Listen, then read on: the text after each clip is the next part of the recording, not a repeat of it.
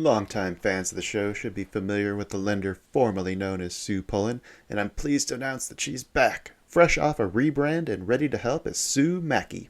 Sue is a certified mortgage advisor at Fairway Independent Mortgage, an equal housing lender who focuses on finding the right product for you and your needs. She has over 20 years of experience helping thousands of homeowners. Whether it's purchasing, refinancing, or even a reverse mortgage, Sue will help. Sue's licensed in 36 states now, so reach out and let Sue Mackey it happen for you. The best way to reach her is just give her a call at 520-977-7904 or in an email, spullen@fairwaymc.com. Fairway Independent Mortgage has an MLS number of 2289. Sue Mackey has an MLS number of 206048. That email again, spullen@fairwaymc.com, and that phone number is 520-977-7904. Shoot Sue an email and let her know she needs to update that address. Disclaimer time. This is where I tell everyone to lighten up. It's just a podcast. Trading is like that roller coaster at the amusement park. Thrilling, unpredictable, and potentially stomach-churning. What works for one person might leave another clutching their hat in the wind. Our hosts and guests, they're awesome, knowledgeable, full of insights, but we're not financial advisors. So don't rush to make any investment decisions based solely on our banter. Always consult with a professional or do your own research. Plus, let's face it, we like to have fun, laugh, enjoy the trading ride together. It's all in the name of good podcasting fun. So remember, take it easy, don't bet the farm, and keep your seatbelts on at all times. Thank you for listening. Hello, everybody. Welcome back to the China Shop, home of the Band of Traders podcast, also known as the Imperia Degens United program. Don't mind the dim lights. It's Christmas weekend, so we're keeping it light today. I'm your host, Kyle. Tonight, kicking back with Vanta co-founder Mr. Banks, as well as Perdue and Joel. Joel's making his first appearance on the new format, so don't be scared, Joel. I'm not afraid. No? All right, we'll be gentle to you. You guys can keep an eye on the chat if anybody's got any comments or stuff or wants to tune in, ask us any questions. We'll try to keep this a little more interactive if we can. Let's see. How about some promotions?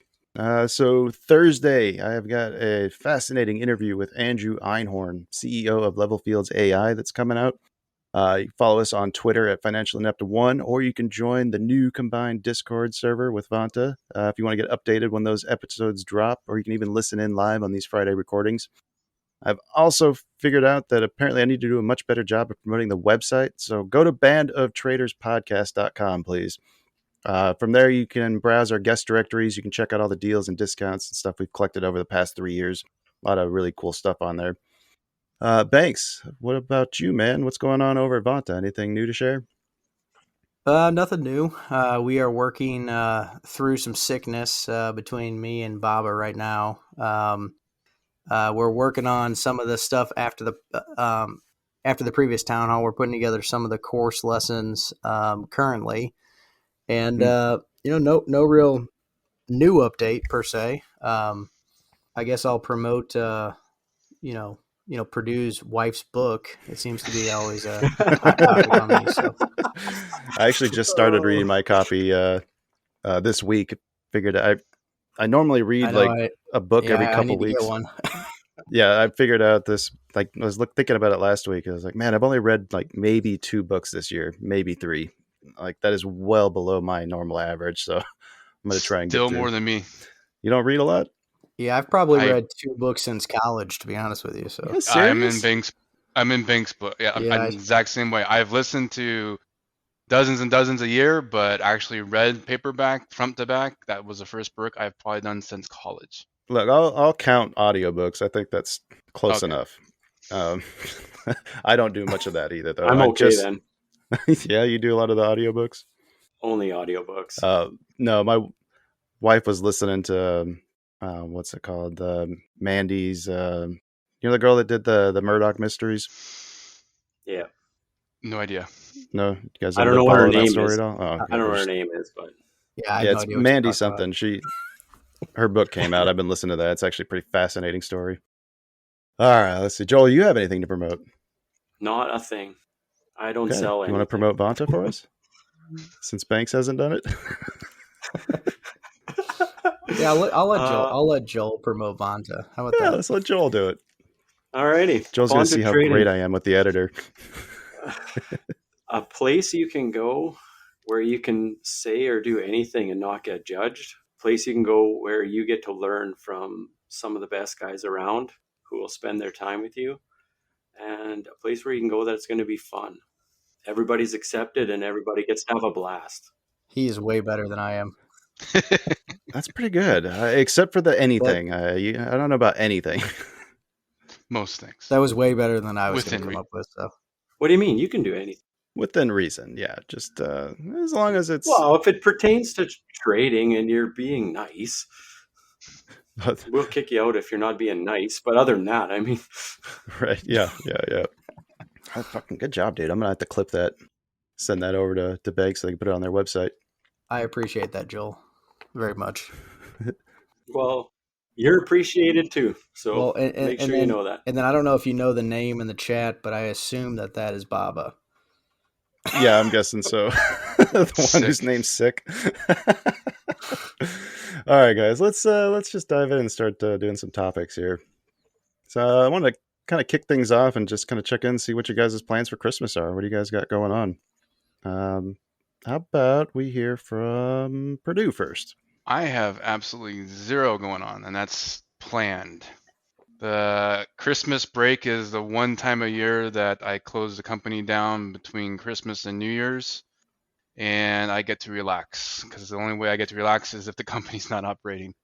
So I do a lot of sitting around, do a lot of planning and journaling and back testing, but this is kind of like my little stay-home vacation. Unless it snows and I'm back to work. That's what I was going to ask you. Yep. If the snow interferes with that. I actually saw a little bit of a sprinkle earlier this week. I was thinking of you. It's like, I don't think that's enough for him to get paid. What about with the family then? You don't have any? You guys don't have any traditions or anything? My parents Christmas? come over on Christmas Day or Christmas Eve, and they do the exchange with the kids and everything. But then Christmas Day, no, it's just me, my kids, and my wife, and we just kind of hang out and do our own little private thing. And again, it's real relaxed compared to growing up. Christmas was always so stressful for my parents. Mine's a little different. Oh, okay, good. I'll make a note of that. We'll come back Yeah, to it goes that. back into, I can actually relate to a Christmas story for that later. Oh, nice. All right, good. Mr. Banks, what about you, man? What do you got planned? Yeah, so we'll probably I think we're doing Christmas Eve at our house with a couple of my wife's brother, and then her parents are coming over, and then Christmas Day we'll be going over to her parents' house because my parents are out of town. So it's kind of nice we have that one family, kind of time. Wish they were here, but at the same time, it makes the holidays a lot easier. Not running around all around town. So it'll be pretty laid back. Pretty laid back.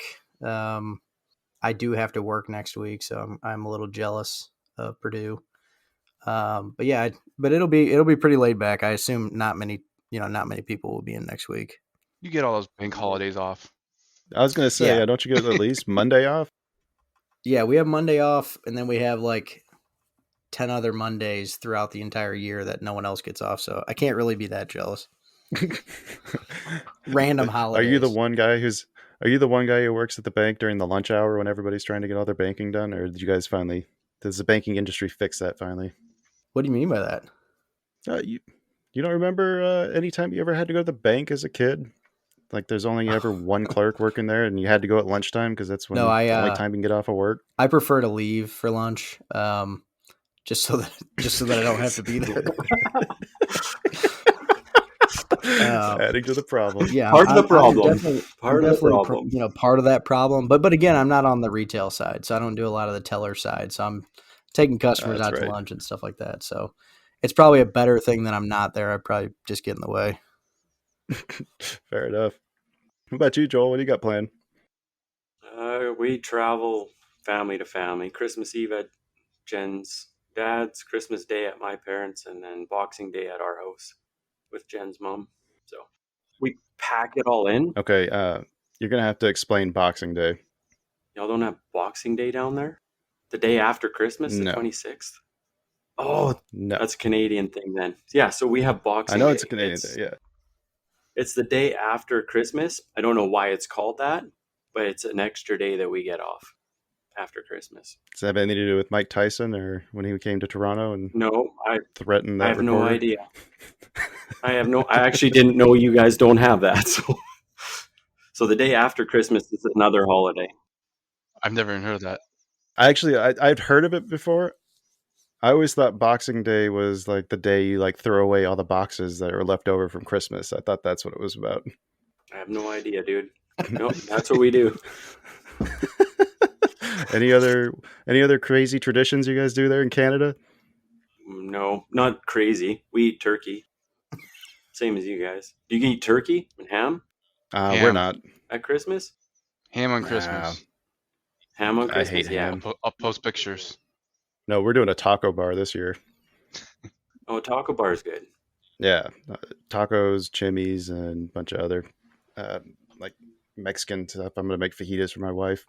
Just have a big old like self-serve in the thing. Her sister's coming over, and the young oldest daughter will be here. But should be a nice quiet Christmas for us too. Oh yeah. Speaking of, okay, so Mike, you kind of alluded to something. I want to hear a little bit more about this hectic Christmas growing up. Let's So the favorite story that I had for Christmas was we had this grandiose family reunion. We had family from Chicago, family from just about everywhere that my parents could get to come to our house. So I had, I think, like 6 of our uncles there, and other guys and people I didn't know, and to this day I probably don't know them. But that was also the same year that my parents decided to give 3 boys paintball guns. Oh my God. And my dad then had the great idea that not only was he going to buy paintball guns for his boys, but he was going to buy paintball guns for rent for the whole entire week, where all the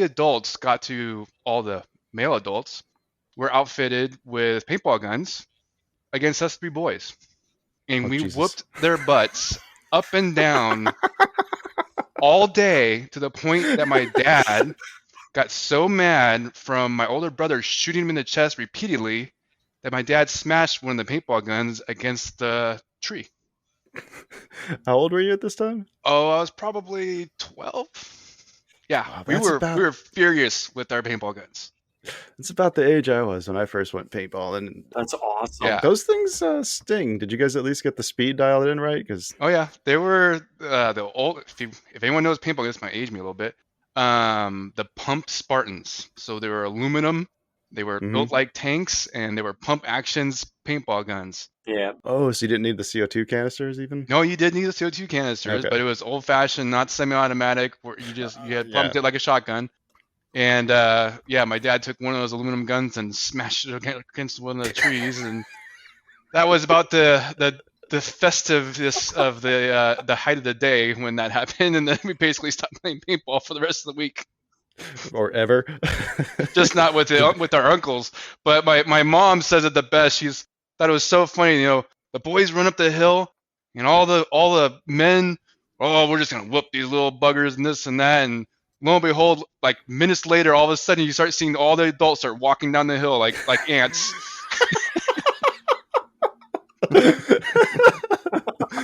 Oh God. That sounds like a good Christmas story, though. It was a good Christmas story. It's a very good Christmas. I remember my grandma being there. It was one of my last memories of my grandma on my mom's side. But I just remember how stressful it was with so many people, and the dinners and the meals, and just so many personal things going on between that I didn't understand at the time. Did you have the one crazy relative who started all the arguments? Oh yes, very much so. I would say more than one. Not surprised. How about you, Joel? Do you have any crazy Christmas story? How about a Boxing Day story? Do you have one of those? Not a crazy one. We used to go tobogganing though, and the hill was about 300 feet long, and parts of it were dang near straight down. You get to the bottom. Do you remember GT Snow Racer? You could steer it. Is that a sled name? Or sled? No, you guys don't have snow enough that you'd know this. It's a sled. It's got 2 skis down each side, and then one in the middle that you can steer. Oh. And we would hit that jump at the bottom, and we would fly about 30 feet through the air before you touch down again. And it was a yard sale. Every time you landed, it was a yard sale. No helmets, no gear, just get it. I wanted to build a ramp so bad at the other house we lived in. I don't know if you guys ever saw that slope I had to mow. Like, it went for probably a good 70 yards, like all the way up to the top of the street. And like, whenever it would snow, I'd always sled down to there. And basically, I could make it all the way down to the lake. I'm pretty sure if I would have built a ramp, I could have tried to launch myself onto the ice. My wife never let me try. Wonder why. I know, right? Oh, yeah. Thanks. What about you, man? You got any good Christmas stories? Yeah, I got two, and both are actually sledding stories. We say sledding down here, not tobogganing. So, you want the good or the bad first? Oh, the bad. Let's have the bad first. Let's go. Yeah. Let's mix it up. So, we had a really good snow, and my sister at the time was probably 3, and we thought it was a really good idea to take her about halfway up this hill that was about, I don't know, it was probably 200 yards like down. It was a pretty big hill.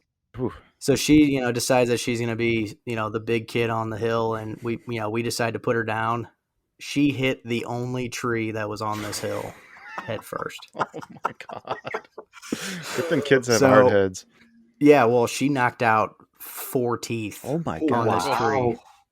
And so it was one of those like it looked like a murder scene, but they were all baby teeth, so it was fine. Right. But I remember we were going out there to shovel the snow to try to find the teeth, and I'm like, "There's no way we're gonna do this." So, but then the other one is a really funny story, actually. So, talking about ramps, this was when the inflatable tubes became big on the sleds. Okay, yeah. So my brother goes down. We built this big ramp down the middle of the hill, and he goes down this. He's going like probably 25, 30 miles an hour, straight ice. He goes off on his brand new inner tube right after Christmas, and he gets about 8 to 10 feet in the air. Oh. I mean, I'm not kidding you. It was massive. God. He hit the ground, and this inner tube exploded. And it sounded like a gunshot went off in our backyard. Oh. But it was the funniest thing I've ever seen.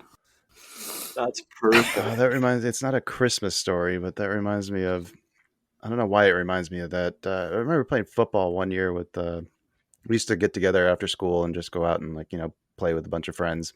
And one of my friends in high school was this 250-pound Samoan kid. And his brother used to play with us. He was 4 years older. He was playing this game. Dan was there. And we used to always wear our old T-shirts because they'd always get ripped. Because, what do you expect? You're out there playing with no rules. Things get torn quite often. But Dan's got this. Yep. He's got this old ratty white T-shirt, and he's running straight at this kid Jeremy, who's like I say, he's like a 250-pound Samoan kid. Who's actually a varsity football player. I think he actually played for the Arena League in Phoenix for a few years. And he puts this beautiful juke on this guy, and he manages to throw out his beefy hand. It catches him flat on his chest with his hand. And the slap probably sounded a lot like that inner tube. But the craziest thing was this shirt completely exploded off of his body. I'd never seen anything like that in my life. It just, that is awesome. He didn't grab, he didn't grip, he didn't shred. It was open hand, and the shirt just exploded. Dad said he got home and his mom was asking him how things were going. She saw his chest. She's like, "Oh my God, who kicked you?"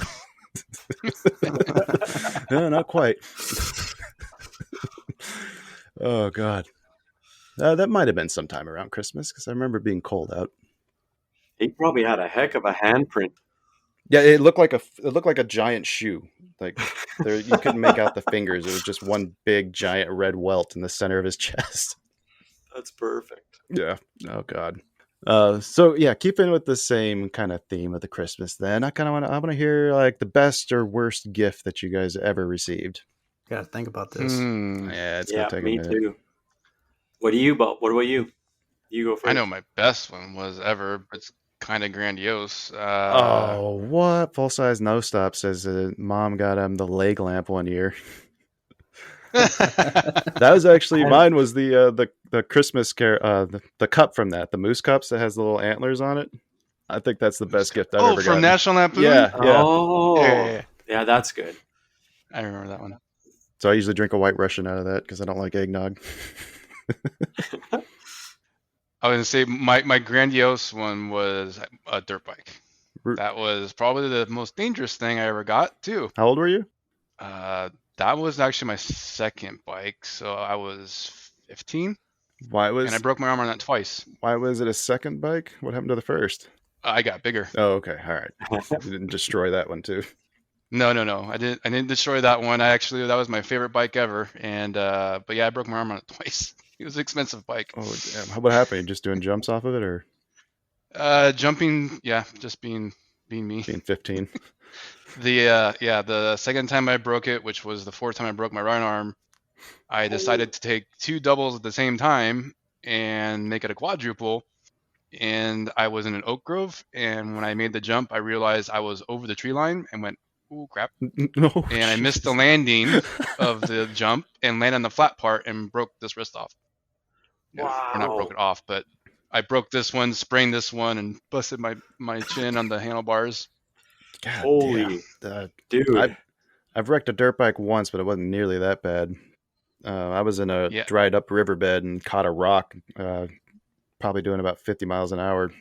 Just went straight over the handlebars and skipped along the dry riverbed. That was the first time I ever wore a helmet too. Thank God for that. No kidding. I can vouch for the helmet. I another really quick story. I used to ride my smaller bike actually back then. I used to ride it to my neighbor's house and used to go up this little crappy asphalt road that goes up like this. Mm-hmm. And a lot of times we never wore helmets. We would just get on our bikes and ride up there. For some reason that time I decided to wear a helmet and I slipped out in that corner and the swing arm, which has a nut that's like this big, came and swung and hit my helmet and left a big imprint in my helmet, like right here. Whoa. And I was like, from then on, I'm wearing a helmet. Yep. That was one of those lucky ones. Actually, now that I think about it, I did wear a helmet, but that was the first one that had a face on it. And I remember thinking how lucky that was because I went face first into that dirt. And actually the strap almost, I ended up having to rip the helmet off because I thought it was going to choke me to death. God damn. And the second time you broke your arm? The second time I broke my arm when I was like probably 6, chasing girls on top of a houseboat and decided to go the fast way down from the top of the houseboat to the bottom of the houseboat by slipping off the stairs. Nice. Yep, good man. Nice. Yep. Yeah. And then the fourth one was just a stupid fall on the side, just landing on it wrong. God damn, how many times? I broken this one 5 times, this one twice. Jesus. Holy. You Mr. Glass from, what's that movie? I'm just talented in that way. Right? I never broke anything else. Breakable or Unbreakable or something? Yeah, that's what I was thinking of. Yeah, Samuel L. Jackson. Exactly. At least I didn't break them both at the same time because I've seen buddies that did that one, and that one really sucks. God, how do you wipe your ass? You get very intimate with your mom. You don't. You don't. No. You just have to take a shower every time. Thanks. You broken anything before? Or what was the original question? Oh yeah, best worst gift. No, best gift. What I prefer. I've never broken anything. Best gift. Or worst. I guess growing up, anytime, I was a big gamer. So anytime you got like a new game or the hot new game or whatever was always a good time because then I'd go play that for, I don't know, like weeks straight. Mm-hmm. I guess when I was a kid, it was pretty cool. We got a puppy for Christmas. That was pretty neat. Oh, wow. Never got a puppy. No. Did it last? Yeah. Good. So morbid. It eventually became a dog?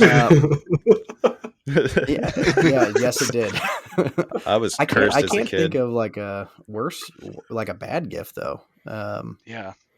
I don't know if I had a bad one either. Now that I'm thinking about it, I was like you though. I remember like very specifically one computer game that I was waiting for, and I was, I don't know, maybe 12 or 13 years old. It was Privateer 2. It was the sequel for one of my favorite games of all time. I still enjoy playing that game, even though it was made in like 96. But I got the game. We had to go to my grandparents' house for Christmas, and we did the unwrapping there. But this year, because we were Mormon at the time, and the Mormons do their weird church services at different times of the day, but like your time always changes. So that was the year we had to go at like 2 p.m. And Christmas was on a Sunday. So we open our gifts in the morning, and then I'm not allowed to do anything with any of my gifts until after church service. I was torture. So fucking livid. Like, why even let us open it? Especially for a kid, that's torture. So ever since then, whenever I get a present that I know that one of the kids is really going to enjoy, like I'm too soft, I let them open it right away. I'm not good at making kids wait. Oh, jeez. Joel. My best gift was a rifle. A what? A rifle. Which one? What kind? Savage 270. It was a FLS. How old were you? Hunting rifle. 14. Mm. You can start rifle hunting in Canada at 14. Yeah. How's the gun laws over there? I've always been kind of curious about that. Do you guys have the same rules like us? No, no, our rules are very different. and forever changing. That's a rabbit hole. Yeah, that's a long story. Our rules are very different than yours. We are still allowed to have hunting rifles, but it kind of comes and goes depending who's in government.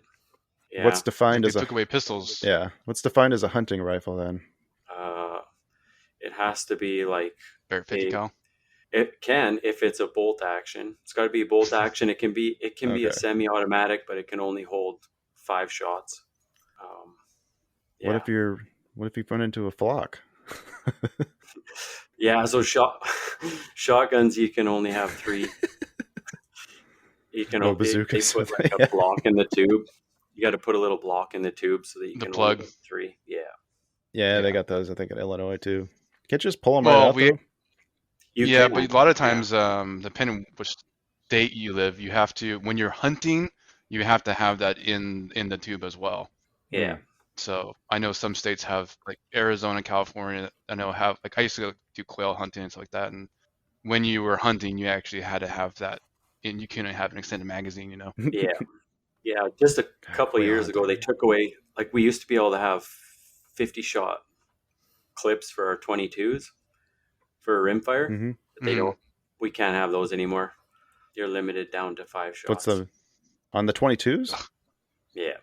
Oh, that is stupid. Yeah. The only reason to have an extended mag for me is when I'm going target shooting, I don't have to spend as much time reloading. Exactly. A 50 shot mag is the only way I can keep up to Jen. She needs all 50 rounds so that I can get the next one loaded. Yeah, exactly. I load while she shoots, and it's as fast as I can go. Right. But that was my best gift, was a rifle for sure. Most memorable by far. What was your worst? I don't know. I haven't got a lot of bad gifts. Nobody got it. I remember getting my Red Ryder BB gun when I was probably 10ish. Yeah. That's not a bad gift. That's an awesome gift. No. I'm just saying going along with the rifle. Yeah. I think that's only firearm I was ever given, if you want to call that a firearm, but I was never given one. Is there such a thing as a bad gift now that I'm thinking about it? Well, I can chime into that. I was thinking about it. So this was last year, actually. My wife got me something that was really nice, and she told me to pick up a couple things for myself because she bought herself a couple things, and I completely forgot. So what I decided to do was take stuff I already owned and wrap it up. Oh, God. So, I mean, it's not necessarily a bad gift because I still liked it, but it wasn't truly a gift, I don't think. It's just like doing laundry, and you gave it to yourself. Well, because we got kids, so it's like it's coming from Santa, Right. So you almost have to have like the matching present count, But that was probably the worst, I guess, if you want to classify that as I gave myself my own stuff. That is probably the worst. Yeah. I mean, I get socks every year, and I like it. I love it. I love socks. Yes, clothes are actually a good gift now. They sucked when I was 12.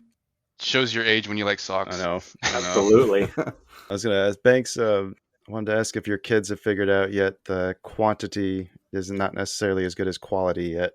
No, not really. I mean, like, we don't go outrageous, but I would say, whatever they want per se, we try to get at least the smaller things. Like my daughter, she sat on Santa's lap and said she wanted deodorant. I mean, what the heck? She's 3.5 years old. I don't know where she got that from. She probably watches her mom put it on. Wants to be like, yeah, Mom. I don't know, but yeah, I mean, it's not like a count or anything like that. I think it's more of like a dollar amount per se. But yeah, yes, but we try to get at least near equals. Mm-hmm. To where they're opening up one after each other and they got the same number. But for Right. us, it's more of like, we cut ours. If they have 8, then we probably have like 3 or 4, something like that. Yep, we do the same. Only gets harder as they get older. I know. Yep. More expensive. And the dollars go up. Yeah. Well, one of our kids, Wesley, the older one, like, she realized that, like, it's better to get 1 or 2 things that she really wants rather than get a bunch of junk that she doesn't care about. The younger one always seemed to just like opening presents. So, I mean, you spend $100 worth of just like $5 trinkets and she'd be loving it. Yeah. In fact, her favorite aisle is the As Seen on TV one over at Walmart. I got It's not a bad aisle though. You ever try that bacon wave thing where you like, no. She got so much use out of that thing. It's a thing where you like set bacon on it, like holds it and keeps it separated, and you can microwave your bacon. Makes a we used to have mess. that as a kid. Yeah, we used to have that when I was a teenager. Yeah. Did I get her the hot dog one too? Did you ever see that toaster oven the toaster that like you can stick the hot dogs in like the center of it and then like put the 2 buns in on the other ends and it toasts everything together at once? I've never seen that before. I know that. But it sounds amazing.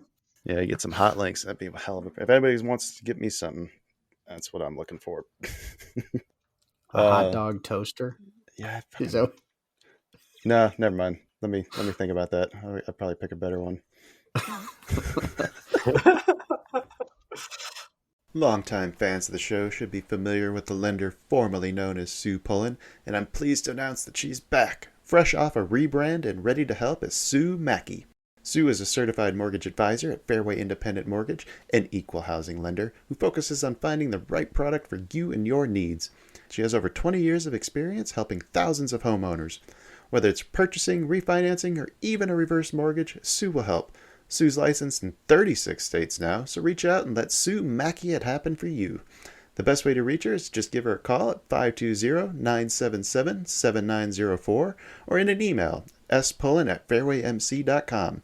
Fairway Independent Mortgage has an MLS number of 2289. Sue Mackey has an MLS number of 206048. That email again, spullen@fairwaymc.com, and that phone number is 520-977-7904.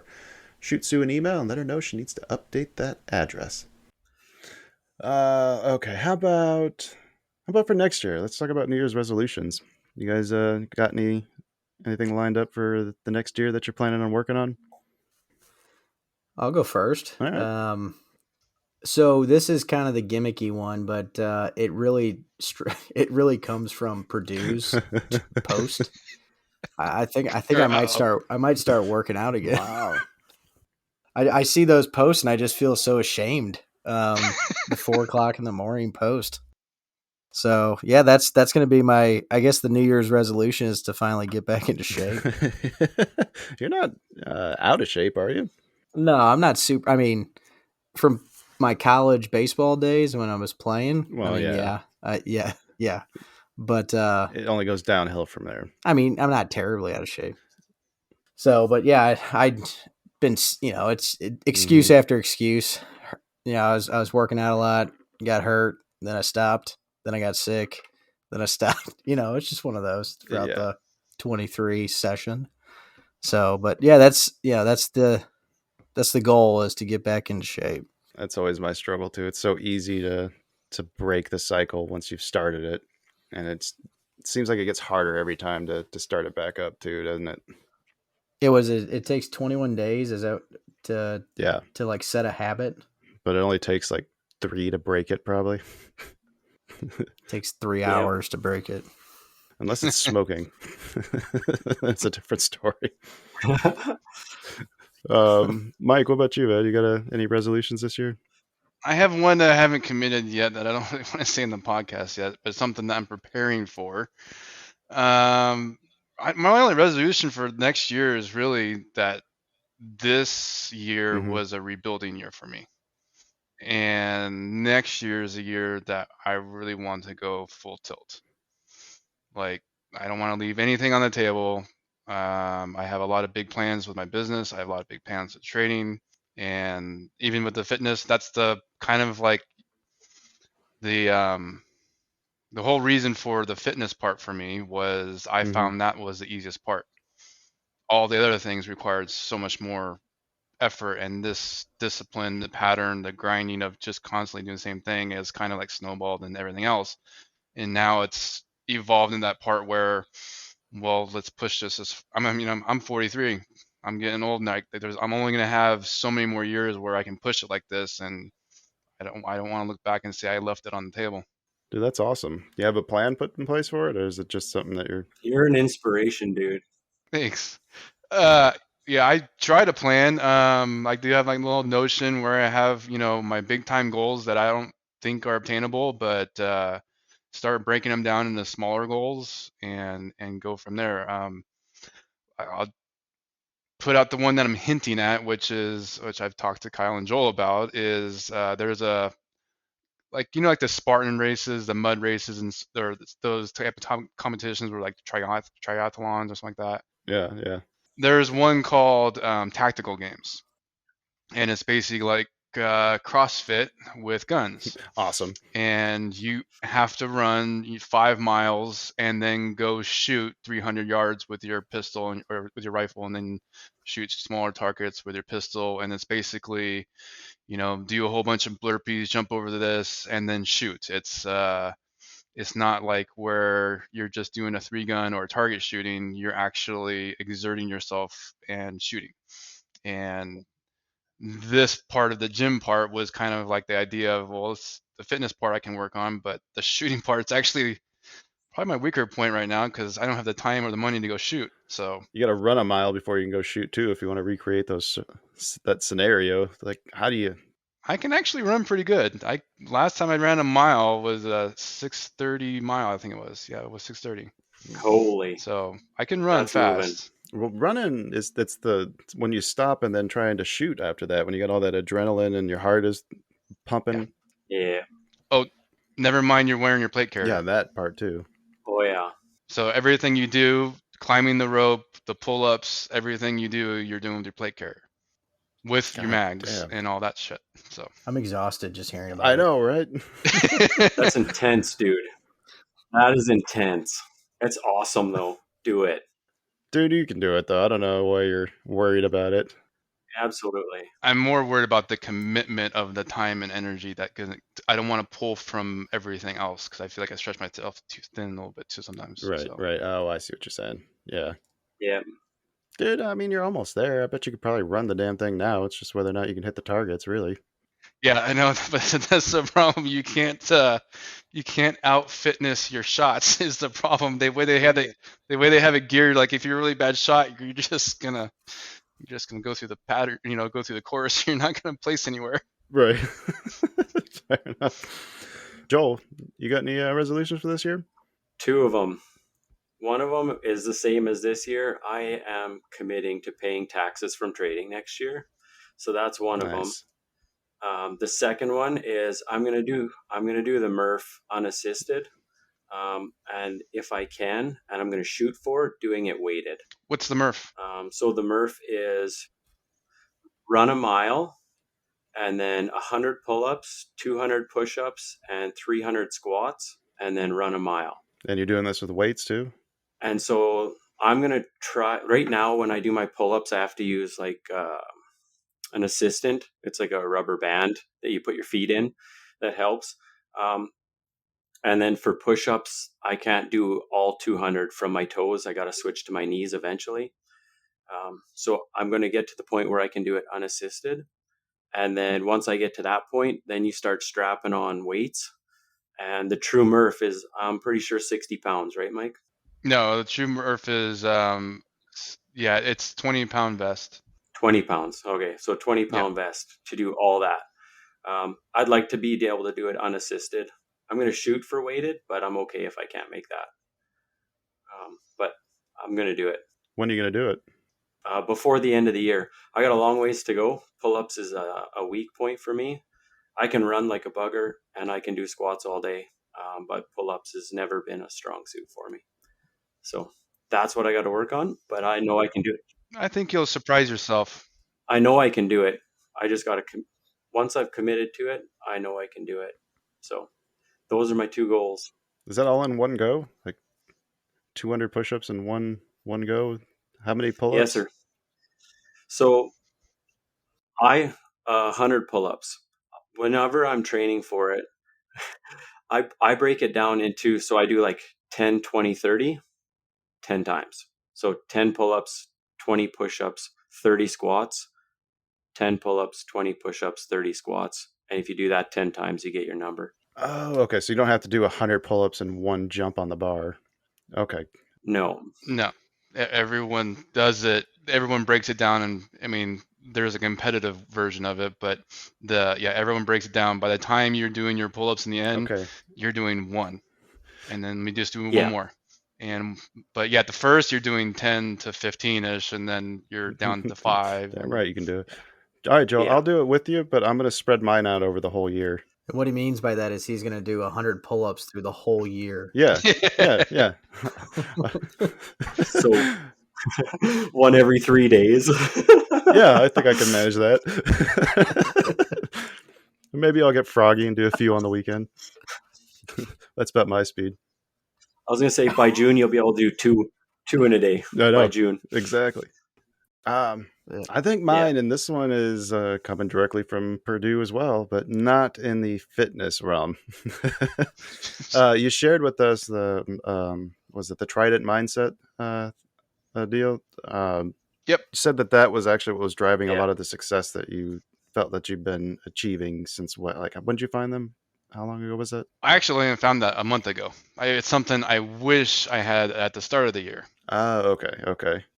And basically it was developed by former Navy SEALs, and it uses a lot of the techniques that they use for their mindset to complete their missions and get through their SEAL training, to get through BUDS. And that's where I was talking about micro goals and breaking your goals down. That's where that all comes from. Well, so my resolution is starting on the 1st. I'm gonna do 30 days of that minimum, and see what I think. I want to give it a try, like a real try. And so that's what I'm gonna be doing starting January 1st. That's awesome. And Joel, you've already started doing it too, right? I have started it. They have like the first sort of 12 opening segments are free on the app, and so I've gone through them, and even just that little teaser, super powerful. And it's cheap, guys. It's $18 a month. Well, the other thing I really liked was reading through that website. They said if you couldn't afford it, just message them. They'll work something out with you because they don't want cost to stop you from making improvements. Yeah. I'm sure they don't want everybody knowing that, though. Yeah, I'd love to try to get one of those guys on the air, too. Yeah, maybe they do. But I'd like to get through that. I'm going to get through a month of that and then see if we can get them on the air and do a roundtable session with them. That would be cool. That would be sweet. All right. What else do we got to talk about today? What's Banks' resolution for the year? Oh, I thought he gave us one to work out. Oh, that's right. That's where he started. Yeah, that's right. Yeah, mine was to look like Perdue. To look like. That's the goal. Jesus. I'm sorry.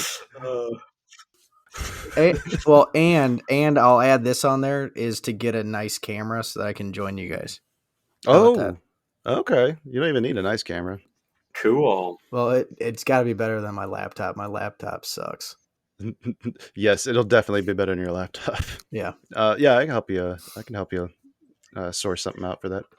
Yeah, we'll get something for these Fridays. Get a microphone that actually works. Does mine not work? No, mine doesn't. That was the fancy one he got too. Yeah, I got the fancy one. Yeah. I got mine on Black Friday. It was like $38 or $39 or something like that. Sounds like we need to get Banks a Christmas present. Yeah, exactly. This one here, was $23 Canadian. Good Lord. So it's like free American, huh? I know. Yep. Yeah, they mail you the mic and a dollar bill. And they pay postage. All right. Let's do one more topic on here. So it can either be best or worst part of the past year. We can reflect on that, or we can kind of curious to know when everybody's found out that Santa isn't. I'm afraid to say it. Any kids in the room? Negative. When did you figure out Santa wasn't? And I'm going to bleep that too, just in case. I know when we did. I don't recall the age. It was when we found all the stuff in the trunk. Really? I'm actually finding out right now. Oh, I was waiting for that joke. Nice. No, tell me, how did that happen? I just think my little brother was looking for something and ended up opening my mom's trunk and found it all. Trunk, like the car trunk, or like an actual? The car trunk. The car trunk, and found all the goodies. And then from then on, they couldn't hide it anywhere. We'd always find it. Like they even got like crafty, like putting it out in the horse barn and all this stuff, and it became like that was probably the bigger Easter egg hunt that we ever had, was that part of the season. Oh, that's hilarious. Awesome. You don't remember how old you were? No, I was probably close to 10. All right, that seems reasonable. Joel? I don't remember at all. Couldn't even tell you how old I was or the experience. Nothing. About finding out? No. You don't even remember what? Okay. Nothing. What about the Tooth Fairy? Fair enough. Thanks. I was 18. No, just kidding. I was probably around 8 or 9, I think, and we were at a neighborhood party on Christmas Eve, and some of the older kids were talking, and kind of overheard them say, it was overhearing them say it, but I'm thinking like, there's no way that that's true. Right. Take a peek out of my my room. I could see directly off of the front window in our house, went straight into our living room. And my parents always put out like a bigger gift, like for each one of us. Uh-huh. And I see them straight through the window, a reflection directly to them, putting it together. I'm like, those bastards. Oh my God, that's hilarious. So, yeah, ruined Christmas. So, you went full recon mode. That is awesome. As you're hearing them talk about it, you look out the window and your parents are there setting up your present. Well, it was later that night. Oh, okay. So the whole night I'm thinking, there's no way that this is true. Right. Whatever. So I'm like, well, I'm gonna sneak down there and I'm gonna see what's going on. And immediately I opened the door and I could see my mom and dad on the reflection. So I'm on the second story, the reflection down to the first story. Yeah. Okay. And they're putting together like one of the bigger gifts that one of us was getting. I'm like, those bastards. Do you have that Kaiser Soze moment from was that Usual Suspects when it all clicks into place? Yes, I was. I'll be honest. That was a rough Christmas. It's not something you were expecting. Being 8 or 9 years old. Right. But I started questioning it about that age, and I was like completely out. And then I'm probably 10 or 11 years old, and parents were watching the news. This was Christmas Eve, and I don't know if you guys have ever seen this, but like the weather people like started tracking Santa. NORAD. And I saw that. Yeah, I saw that, and I was like, "Oh shit, this is real." Oh fuck me! I thought I was, I thought I was onto something. But goddamn, if the news is reporting on where Santa's located, then he's got to be real. And I believed because of that for like another year, and it was through the Tooth Fairy. That's why I asked Joel about that. I decided that if the Tooth Fairy was real, I wouldn't have to tell my parents about it. So I left a tooth under my pillow for 3 days, and nobody came and found it. I told my parents about it. I told my mom, and then like the next night it was there. I was like, okay, this gotcha. I don't think she was expecting an inquisition, but yeah, I used some scientific rigor to disprove the existence. The best part about Santa and being a dad in a house that Santa comes to? What's that? It's the cookies, by far. Oh yeah. I don't think I got to experience that. Today was Bake Santa Cookies Day. I have a chocolate chip cookie on my kitchen counter that's this big. And it's for Santa.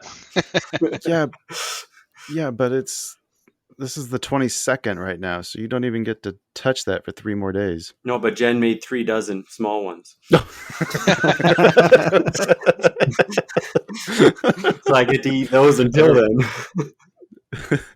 I remember one year I got a note from Santa, like he wrote me back, and it was on a piece of paper, like I was like in the 6th grade or something, or 1st grade. I mean, it was like on that really thick, like double wide, like the kids use to practice, that has the dash line in the middle. Yep. I had this like big old note written out to me, and the next day when I went to go look at it again, it was completely blank. My stepdad had gone and swapped it out with a blank piece of paper and told me he must have written it on disappearing ink. Sorry. Yeah, that was my childhood. All right. Got any happy things that we want to end this thing on? How about a happy story? Anybody have one more to share? Yeah. Something we do at my work. Yeah. We make laundry hampers, and we fill them with like $70 worth of groceries. We make 60 of them, and we take them to the food bank in town. And there's 180 hampers from businesses around town, and so they all get a full Christmas meal. That's awesome. We put all this stuff in, and then we take cash. We take a whole bunch of cash with these hampers. They use that. They buy them turkeys and potatoes and milk and fruit. So they all get turkey dinners. The kids get gifts. It's awesome. It's so awesome. I love it. That's awesome. That's cool. Yeah. It's beautiful, man. Is there that's what you should be promoting. You got a link for that? People can support it? Oh, I can do that. Yeah. No, we do it. All the businesses in town. Like, I mean, our town is pretty small. We got 4,000 people in our town, but the businesses all get together and build them. It's awesome. Dude, that's freaking awesome, man. Yeah. This year we raised 11 grand this year. Damn. Wow. A town of 4,000. Yeah. Well, and that's just our business. That's almost half the size of the 50-50 raffles at a hockey game in Canada. Yep. It's awesome. I love it. Dude, take some pictures and post them on the Discord for us. I'd love to see some more. Yeah, I have photos. I'll put them up. Absolutely, I will. All right. Well, I think it's about time to wrap this thing up. What do you guys say? Absolutely. It was an awesome introduction. Introduction? For me. This is my first show, Kyle. It's not your first. All right, folks. That's going to do it for today's episode. I would love to say thank you to Baba. Oh my God. I'd love to say thanks to Banks, Perdue, and Joel for joining me this evening, and everybody else who stuck around to the end, especially Baba, who's in there sick. Show our panelists some love. Check out their links in the show notes. Remember to check out the new combined Discord server where you can trade with us during Friday M periods. You can listen in live to these recordings. You can even learn a little bit about programming your own custom studies. We'll be launching a workshop on that starting in the new year. We'll be back soon with another exciting episode, hopefully as good as this one. But until then, if anyone's looking for any last-minute gift ideas, I've got one. Slap that 5-star rating hard enough to knock it out of its happy holiday slumber over there on Melody Lane with all the other rich podcasters, and have a happy Christmas. Nice exit.